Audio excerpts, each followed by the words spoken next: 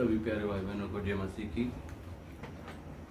आज इस समय आज जो परमेश्वर का प्रिय दिन है, जो प्रभु ने ठहराया है, उसकी उपासना आराधना करने का दिन, जिसे हम विश्राम का दिन कहते हैं। हालेलुया। आप सभी भाई बहनों से एक बार फिर मिलके हम अति आनंदित हैं। सभी को जय मसीह की। परमेश्वर ने आज जो हमें वचन दिया है, वो वचन इस प्रकार से है कि जब मूसा उपदेश दे रहा था तो मूसा ने अपने उपदेश में अपने लोगों को परमेश्वर के बारे में क्या क्या बातें सिखाई। परमेश्वर ने जो उसे कहने को कहा था कि मेरे लोगों को ये सारा उपदेश दे, तो परमेश्वर के दास ने मूसा ने उसे ये बड़े प्रेम से, जो परमेश्वर ने उसे दर्शन दिया था और बातें की थी, उन सारी बातों को मूसा ने उन्हें सिखाया। आइए हम भी इन्हीं वचनों के द्वारा हम आज मूसा का उपदेश क्या है हमारे प्रति हम हो जानेंगे। जय मसीह की।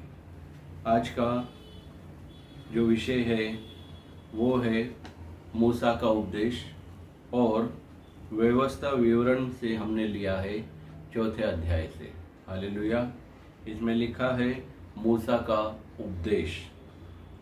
मूसा कहता है, अब हे इज़राइलियों, जो जो विधि और नियम मैं तुम्हें सिखाना चाहता हूँ उन्हें सुन लो और उन पर चलो, और जिससे तुम जीवित रहो, और जो देश तुम्हारे पितरों का परमेश्वर यहोवा तुम्हें देता है उसमें जाकर उसके अधिकारी हो जाओ। दूसरा वचन है, और आज्ञा मैं तुमको सुनाता हूँ उसमें ना तो कुछ बढ़ाना और ना कुछ घटाना, तुम्हारे परमेश्वर यहोवा की जो जो आज्ञा मैं तुम्हें सुनाता हूँ उन्हें तुम सुनना। हालेलुया। तो यहाँ पर ये जो वचन है, हम इन वचनों के लिए प्रार्थना करेंगे, फिर हम आगे के भाग में जाएंगे। महान अनुग्रहकारी पिता प्रभु, हम धन्यवाद करते हैं इस सुंदर वचनों के लिए। खुदावन पवित्र आत्मा जी, जैसे मूसा ने अपने लोगों को उपदेश दिया, उसी प्रकार राजा आज इस समय हम आपके इस उपदेश को हमारे सारे प्यारे भाई बहनों के बीच में एक बार फिर लेकर आते हैं। खुदावन सभी के हृदय में ये उपदेश बसने पाए, तेरे पवित्र और महान नाम से मांगते हैं। आमीन, आमीन, आमीन। तो यहाँ पे लिखा है, जो आज्ञा मैं तुमको सुनाता हूँ उसमें ना तो कुछ बढ़ाना और ना कुछ घटाना, तुम्हारे परमेश्वर यहोवा की जो जो आज्ञा मैं तुम्हें सुनाता हूँ उन्हें तुम मानना। परमेश्वर ने अपने लोगों को कई प्रकार की आज्ञाएं दी है। परमेश्वर चाहते हैं कि हम उन सारी आज्ञाओं को जिस प्रकार परमेश्वर ने दी है, मानना सिखाया है और सुनाने के लिए कहा है, हम उसमें से थोड़ी भी ना तो हमें घटाना है और ना उन्हें बढ़ाना है। जिस प्रकार परमेश्वर ने जिसकी नींव रख दी है, उस नींव के ऊपर ही हमें खड़े होकर, उस नींव के ऊपर ही हमें खड़े रहकर चलना है। हालेलुया। आज हम देखेंगे इस वचन के द्वारा, जो आज्ञा मैं तुमको सुनाता हूँ उसमें ना तो कुछ बढ़ाना और ना कुछ घटाना, तुम्हारे परमेश्वर यहोवा की जो जो आज्ञा मैं तुम्हें सुनाता हूँ उन्हें तुम मानना। परमेश्वर क्या बोलता है कि मेरी आज्ञाओं को मानना सिखाओ। किसे? मूसा को कहता है। हालेलुया। अब यहाँ पे हम देखेंगे तीसरे वचन में, तुमने तो अपनी आंखों से देखा कि बालपोर के कारण यहोवा ने क्या किया, अर्थात जितने मनुष्य बालपोर के पीछे हो लिए थे उन सबों का तुम्हारे परमेश्वर यहोवा ने तुम्हारे बीच में से सत्यानाश कर डाला। ये जो बालपोर, ये एक अलग जाति थी जिसके पीछे लोग चल पड़े थे, लेकिन मनुष्यों को परमेश्वर बचाना चाहता है। इसके लिए यहाँ पे लिखा है, जितने मनुष्य बालपोर के पीछे हो लिए थे उन सबों का तुम्हारे परमेश्वर यहोवा ने तुम्हारे बीच में से सत्यानाश कर डाला, ताकि जो बचे हुए लोग हैं वो उसमें जाके ना गिरे। चौथे वचन में है, परंतु तुम जो अपने परमेश्वर यहोवा के साथ लिपटे रहो, सब के सब आज तक जीवित हो। हालेलुया। हम भी अपने परमेश्वर से लिपटे हुए हैं। हालेलुया। और हमारे बीच से जो लोग परमेश्वर को नहीं जानते, कितने इस संसार से जा चुके हैं। तो परमेश्वर क्या चाहता है? परमेश्वर हमारा पूरे हृदय से हम परमेश्वर से प्रेम करें, वो ये चाहता है। लेकिन जो लोग अन्य मार्गों पे चले जाते हैं, अन्य मार्ग जैसे कि व्यभिचार में गिर जाते हैं, बुराइयों में गिर जाते हैं, नशों में गिर जाते हैं, तो परमेश्वर क्या करता है? ऐसे लोगों को जो संगति है उनसे अलग निकाल देता है। हालेलुया। और इसके बाद में जो लिखा हुआ है, सुनो, मैंने तो अपने परमेश्वर यहोवा की आज्ञा के अनुसार तुम्हें विधि और नियम सिखाए हैं। यहोवा क्या बोलता है? मूसा क्या बोलता है कि मैंने परमेश्वर यहोवा की आज्ञा के अनुसार, जो परमेश्वर ने मूसा को आज्ञा दी थी उसके अनुसार विधि और नियम सिखाए हैं कि जिस देश के अधिकारी होने जाते हो उसमें तुम उनके अनुसार चलो। किन के अनुसार चलो? हम किसी भी देश में रहते हैं, चाहे भारत में हो या कहीं भी हो, लेकिन हमें उन विधियों के अनुसार ही चलना चाहिए। हालेलुया। 6वां वचन है, इसलिए तुम उनको धारण करना और मानना, क्योंकि और देशों के लोगों के सामने तुम्हारी बुद्धि और समझ इसी से प्रकट होगी। हालेलुया। इससे प्रकट होगी हमारी विधि जो परमेश्वर ने हमें दी है और नियम उसी से प्रकट होगी। इसके बाद लिखा है, अर्थात वे इन सब विधियों को सुनकर कहेंगे कि निश्चय ये बड़ी जाति बुद्धिमान और समझदार है। हम विधि और नियम के अनुसार चलेंगे तो हमारे बारे में, हमारी जाति के बारे में क्या कहा जाएगा? कि ये सच में बुद्धिमान लोग हैं। हालेलुया। इसके आगे लिखा है, देखो कौन ऐसी बड़ी जाति है जिसका देवता उसके ऐसे समीप रहता हो जैसा हमारा परमेश्वर। हालेलुया। आज ये एक सवाल है कि जिस प्रकार हमारा परमेश्वर हमारे साथ चलता है, हमारे साथ रहता है, हमसे बातें करता है, जब जब हमारे ऊपर संकट आता है और ऐसे लोगों को खड़ा कर देता है कि हम उस संकट से सरलता से निकल जाते हैं। तो प्रभु के दास भी यही यहाँ पे समझाना चाहते हैं जो मूसा उपदेश में कहता है, देखो कौन सा ऐसी बड़ी जाति है जिसका देवता उसके ऐसे समीप रहता है जैसा हमारा परमेश्वर यहोवा।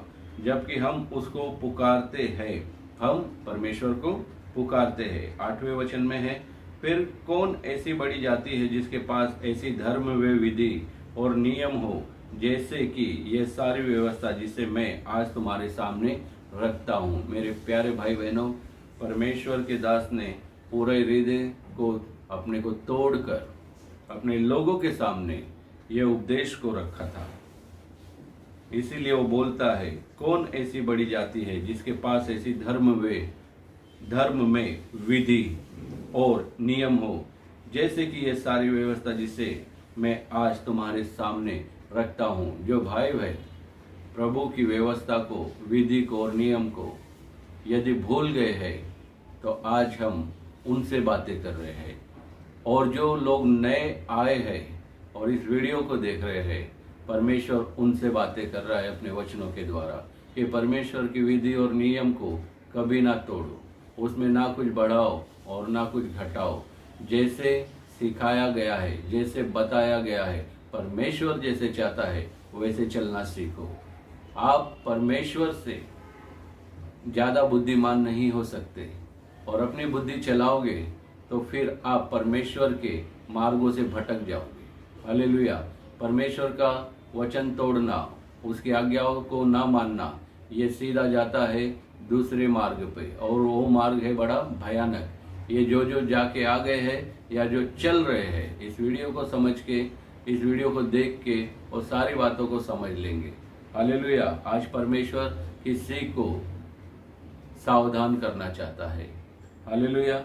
9वां वचन है, यह अत्यंत आवश्यक है कि तुम अपने विषय में सचेत रहो और अपने मन की बड़ी चौकसी करो, कहीं ऐसा ना हो कि जो बातें तुमने अपनी आंखों से देखी उनको भूल जाओ और वह जीवन भर के लिए तुम्हारे मन से जाती रहे, किंतु तुम उन्हें अपने बेटों पोतों को सिखाना। हालेलुया। परमेश्वर का 9वां वचन ये क्या कहता है? यह अत्यंत आवश्यक है। क्या अत्यंत आवश्यक है?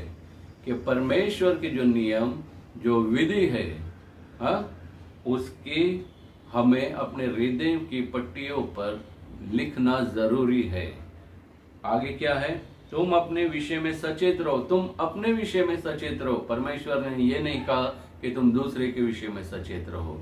दूसरा क्या कर रहा है, रविवार को प्रार्थना में नहीं आ रहा है, उसे सिर्फ हमें पूछना है, लेकिन हमें अपना विषय भी देखना है कि हम परमेश्वर के साथ में कितना चल पा रहे हैं, उसकी उपस्थिति में हम कितना जा पा रहे हैं, हम परमेश्वर की आज्ञाओं पे है या संसार के देखने वाले जो आजकल व्हाट्सएप है, जो आजकल के रील्स है, जो आज तक के बड़े बड़े इंस्टाग्राम है, क्या हम ऐसे ही रोल करते करते करते करते पूरा 24 घंटे बिता रहे हैं क्या? रात को मोबाइल देख के बैठ के हम पूरी रात बिता रहे हैं क्या? इन सारी बातों से सावधान हो जाओ। ऐसे लोग प्रार्थना कभी नहीं करते। हालेलुया। क्योंकि शैतान ने उनके यहाँ पे कब्जा कर लिया है सारी बातों को लेकर, और उनका समय वो खत्म कर रहा है। हालेलुया।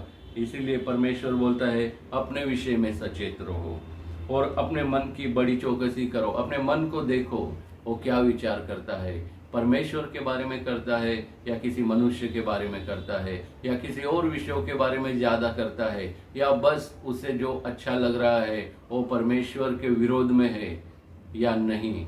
अपने विषय में चौकसी रखो। हालेलुया। मन की बड़ी चौकसी करो। कहीं ऐसा ना हो कि जो जो बातें तुमने अपनी आंखों से देखी उनको भूल जाओ।